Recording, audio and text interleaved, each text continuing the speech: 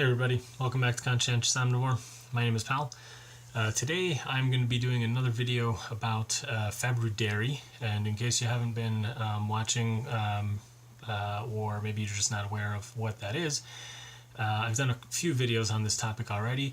Februdairy is a propaganda attempt by the dairy industry to basically get people to drink more milk and consume more dairy products. And I've already done a few videos which I highly recommend if you haven't seen them yet. One about the ethical implications of consuming dairy, another one about the health consequences of consuming dairy, and a third one on the environmental impact of dairy production. So check those out. I'm going to link them in the description. If you haven't seen those, give them a shot.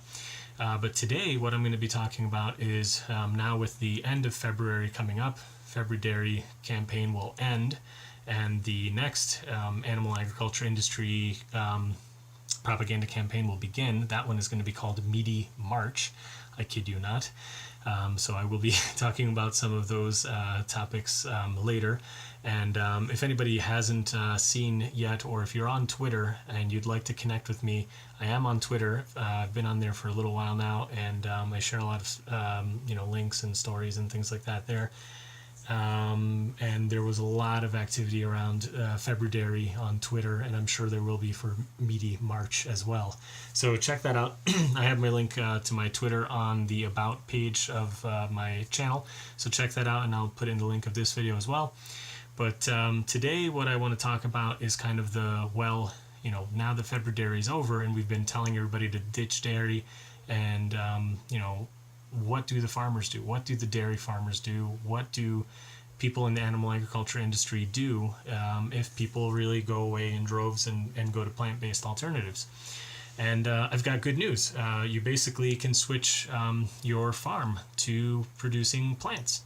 And that's what we're going to be talking about today. So I'm going to be sharing some stuff on the screen and getting into it. So I hope this is enjoyable for you. Check it out. Okay, now a lot of people in comments back to me on Twitter, or just video comments on other people's channels, a lot of people who have very strong anti-vegan positions, they will all kind of come back to the same talking points when it comes to, okay, fine, you get rid of animal agriculture industry, but how do you grow enough food to feed people?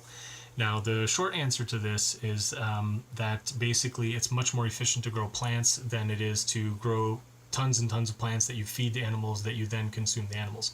Most conversion ratios I've seen fall between 4 to 6 or even more times efficient to consume the plants. And intuitively, I think for most people this makes sense, because if you have even something small like a chicken or a duck, you got to feed that animal. Usually like corn or some other type of, grain or feed, so that you can then grow it up to a size that's, consumable by a person and kill it and then consume its meat. The larger the animal, I think the more inefficient the process, so the more feed that you require before it's of a suitable size for slaughtering it, killing it, and eating it. But basically, what a lot of people will say is that, well, you can only use certain land for grazing because it's not suitable for growing, human plants on. So it's just used for grass. But the truth of the matter is that pretty much any place that's suitable for growing grass is suitable for growing grains. And actually, with some adjustments to people's practices, it's actually very possible to grow vegetables and fruit trees and other, edibles as well. So, one thing that I've been kind of the recipient of is people will say, well, what about people who live way up north? They don't have the luxury of, growing plants and what do they do? And I just want to point out this right here, which is that in Alaska, for example, if you go far up enough north, you get really, really intense growing seasons in the summer. And the reason for that is that they have almost like, a full, a full day of sunlight. So they have like up to 20 hours of sunlight a day during their peak time in summer. And what ends up happening is that you get these massive produce. So you can just do a search on giant Alaskan vegetables. You're going to see like these massive vegetables of all kinds: squashes, potatoes, onions. I mean, you can see that it is just an insane plethora of stuff that people grow. It's crazy. And the thing is, yes, during the winter they have basically no options of growing things, but the fact is that people have been preserving food for hundreds and hundreds of years. It's one of the most natural things that you can imagine. There's nothing artificial or unnatural about preserving food. Most animals that our plant eaters will try to do this. So think of a squirrel, think of woodchucks, etc. They will try to store nuts. They will try to store food underground. Rats, mice, everything like that will try to get a little cache of food going for the winter times, for the lean times. And a lot of times when people will say, well, it's I live in upstate New York, you can't grow vegetables there in the winter. Well, you don't have to grow them during the winter. You can grow them during the summer and store them. You can either store them in dirt cellars, you can freeze them, you can dry them, you can smoke them, you can pickle them, you can can them. And so this is actually, I have a video about food preservation. It's actually one of the early videos that I did. I'll link that as well. Definitely check that out. There is nothing, more natural than preserving food, and I would argue that it's more natural to preserve the food that you're going to eat versus preserving grains and feed like hay and things like that for animals that you put into a barn and then you feed them that, which is just the same thing. You've preserved some grain or feed like for the animals and then you're killing them. So I just think it's non-logical for these anti-vegan kind of arguments that say, well, I live in Maine, I live in wherever, Norway, Sweden, wherever, some northern climate where people might be telling you this kind of stuff. It makes no sense. So that's just something I wanted to point out. What is the next thing? The next thing I want to talk about is walipini. This, I believe, comes from an Indian word from South America, where basically people, I think in places like Peru and some other places like Chile, I think is where it originates from, but don't quote me on that. People have been using this technique for like a few decades now. They build basically what's like a really cheap underground greenhouse. And there's many different designs. People have tons and tons of different plans and examples that you can go and look at to get an idea of how you could do this yourself. And it allows people to grow vegetables pretty much year round in really harsh, really inclement conditions. And there's just some examples here that I wanted to show you. There's plans, there's many different levels and measurements that people suggest. You can see that you can grow all sorts of things, including fruit trees or all sorts of fruits and vegetables. And there's, interestingly enough, an article that I found here in Hungary where they were talking about how great it works, and you can see they've got stone walls. These are all things for heat retention. So basically the sun warms up these items during the day, and at nighttime they release heat back. So things with thermal mass, you want either big thick walls, stone, earth, water, anything that will store thermal energy and then release it back at night. You can grow all sorts of stuff in these, and many times these are done with very minimal cost. People will use just plastic sheeting, or you can use recycled glass, or all sorts of things. You can see that there's many different shapes here. This is more of an earthen one. There's just tons and tons of different kinds of styles and shapes that you can use, and these are fantastic and can be done with very little money in just about any climate. So this idea that I live up north, I can't grow vegetables, it's just not true. This is a really interesting article that I found, which I'll put a link to this here too. This is a place in Palestine where they were looking at basically doing one of these walipini style greenhouses. They get very little rainwater, and they had an idea that they were going to basically be using a recycled plastic bottle roof. So you can see that they've cut the bottles and they've made basically almost like a corrugated roof style thing that covers over a wetland area, and we'll have like growing areas for subtropical food forests basically, and they have the corrugated roof over it to collect rainwater. They have storage tanks. They use the rainwater for basically everything from drinking to bathing to cooking and and cleaning. And then all the gray water gets recycled back. There's a wetland that's going to basically be filtering the water, going back to more of a clean state. They have tilapia ponds. They reuse the water for watering the plants. The heating, obviously, during the colder times of the year is going to be done from the solar energy that's trapped underneath the roof. And during the summer, the way that the cooling is going to happen is that they have vents at the left end here, the tall end. And what you do is you angle that towards the prevailing winds, and the hot air rises. And when it comes out through the vents, the wind will blow it away, and it basically ends up creating a vacuum that sucks the air from the cool end, which is coming from underground, and there's evaporation going on as well, and it basically creates a nice like suction of cool air coming up out through the whole entire structure. So you almost get like an air conditioning effect. I've seen many different designs that use this same idea. If you ever have a chance, look up earth ships in like New Mexico. There are amazing designs, and they all use this same kind of idea. It's basically like convection and basic natural cooling using the air that goes through like long tubes, tunnels in the earth. They get cooled down once you dig down a few feet. So I think, I don't know, whatever the distance is, but after a certain distance, the earth is a relatively constant temperature year round. And in the wintertime, obviously, that's warmer than what the outside air will be in a really cold climate. And in the summertime, it's going to be a lot cooler. So it's actually a really nice method. And there's a great write-up here about this whole thing, how they're recycling the water, how the evaporation's working to cool it, and all this kind of stuff.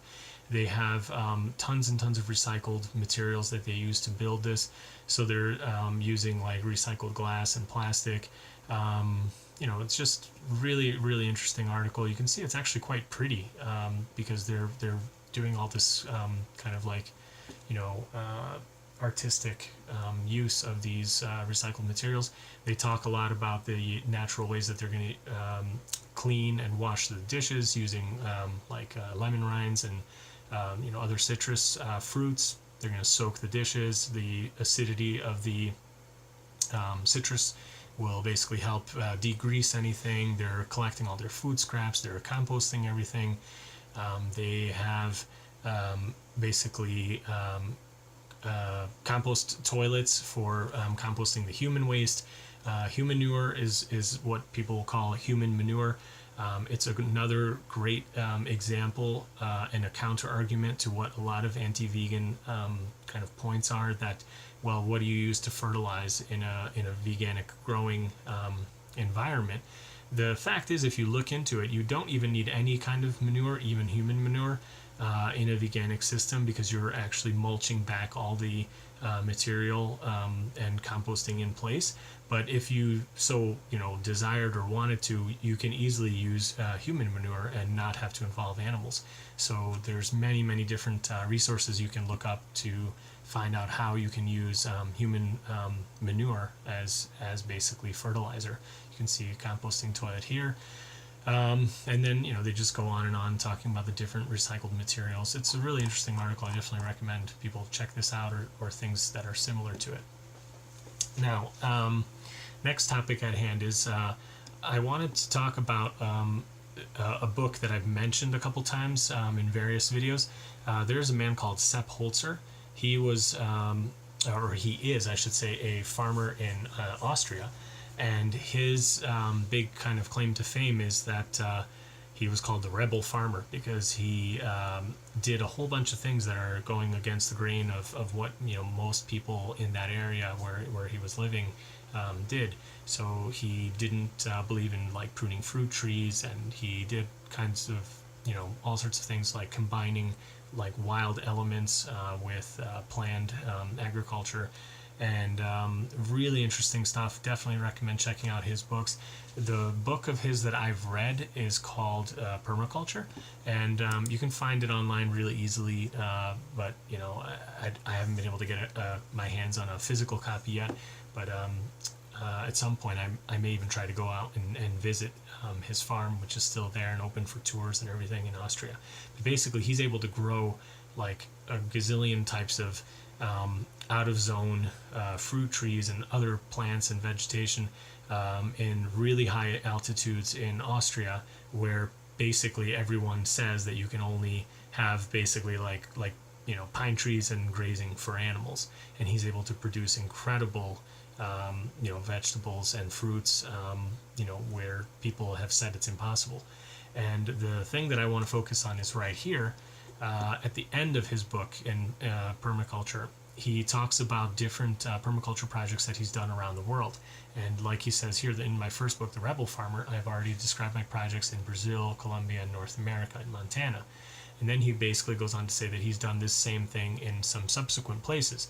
And one area that I want to focus on here is Scotland, because with Februdairy being a primarily UK-based propaganda campaign, at least to my knowledge anyway, Scotland is kind of like a perfect place to say that, like, look, you can do something besides just grazing on these lands that are considered, very, I guess, like not ideal for growing vegetables. So he says here that it has an acid soil with no real work. But he's been able to achieve positive results with no real work. So what they basically go and they survey, he does some test areas, test beds, and his big thing is he uses basically like a backhoe to create what he calls hugelkulturs, which are like big swales and composted material like inside like big things like trees or stumps, things like that. But you don't even need the composted material necessarily. The swales can be done with just earth. The benefits are basically water retention and providing shade for certain plants, and providing dry, sunny, areas for others. So there's kind of like a whole thing that he gets into in this book, which I definitely recommend checking out. But what they've done here is that they've taken a totally barren, wasteland kind of like peat soil area with, they says the pH value was between 4 and 5, which is very acidic, 7 being neutral. And they've been able to basically produce tons and tons of vegetables over the course of a year, basically. So they're saying they started in 2003. They sowed the mixture with different seeds that he used. There's soil improving plants like legumes. So those are beans. They're called nitrogen fixers. What they do is they will actually take atmospheric nitrogen, so that's nitrogen that's in the air, and they will fix it into the soil through their roots and nodules that are underground. And that helps other plants that are basically dependent on nitrogen uptake. So, 1 year later in 2004, he says the area is completely transformed. The cereals as well as the catch crop have germinated and developed very well. The result far exceeded my expectations. Even under these difficult conditions, not actually suited to plants at all, the catch crop of vegetables grew wonderfully. So they go on and describe kind of everything that they grew and all this kind of stuff. You can see that they're producing tons and tons of food, and that's only after 1 year. And if you read this book, what you'll see is that the methods that he talks about, they get better and better and more self-sustaining the more you do them. So my point here is that if you did switch over from grazing animals on the land, you can actually have huge benefits. You can restore wilderness areas, you can restore nature coming back in, and you can also introduce tons and tons of vegetables that are fit for human consumption, not just grass. Barley, oats, tons and tons of grains can grow on very marginal soils. People have been doing that for hundreds of years in places like Tibet and South America and other places throughout the world. So there's really just no excuse. There's lots of other great things in this book, good examples. He goes to Thailand and he does a restoration project there as well. Definitely check it out. He's done things in all over the world, really. I think he's done some water projects in like Portugal and other places with very little rain. There are amazing resources out there. I encourage people to go check them out. Another person that I've talked a lot about on this channel is Masanobu Fukuoka. He's a Japanese man who wrote The One Straw Revolution, which I've talked about in a previous video about books that changed my life.